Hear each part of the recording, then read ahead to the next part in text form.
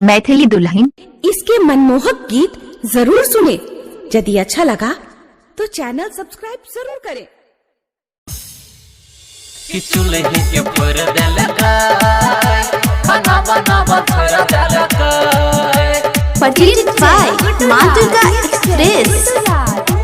खाना बनावा थोड़ा दलकाय जब सब भेलै शादी हो भैया जियै छी घुट घुट क सबसे मुगिया झगड़ा करे छै भोरे सुइत उठ क हार बन के जब लड़े लागे छै नाटिन हो केतनो हम समझाबै छियै मानै नहीं छै बतिया कि चूल्हे के पर दलकाय खाना बनावा छोड़ दलकाय कि चूल्हे के पर दलकाय खाना बनावा छोड़ दलकाय।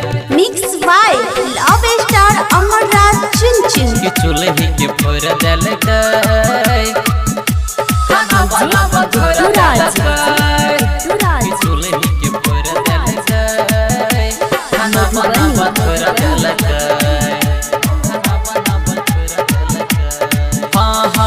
अगल बगल के मौगी हो भैया दलकय कर सिखाई कह कि पेट में बजर पड़तो अपने से खाना ले बनाई कह कि पेट में बजर पड़तो अपने से खाना ले बनाई छिपा लोटा छोलनी नचा के फेंकै छै हो थरिया कह कि तोरा से गुजर न कटतो चल जेबो नहीं हरिया कि चूल्हे के पर दलकाय खाना बनावा छोड़ दलकाय कि चूल्हे के पर दलकाय खाना बनावा छोड़ दलकाय।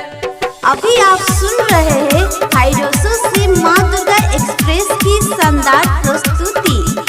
खाना बनावा छोड़ दलकाय कि चूल्हे के पर दलकाय खाना बनावा छोड़ दलकाय खाना बनावा छोड़ दलकाय। हाँ हाँ जान बुझ के अगुआ सार दलके हाथ धराई शादी के अरविंद गोल्ड भेल सबसे पराई शादी के अरविंद गोल्ड भेल सबसे पराई अजय उजाला मरद चुन चुन की करियै हो भाई नैहर से एकरा भाई के बोला के देबै साथ धराई कि चूल्हे के पर दलकाय खाना बनावा छोड़ दलकाय कि चूल्हे के पर दलकाय खाना बनावा छोड़ दलकाय। Presented by माँ दुर्गा एक्सप्रेस।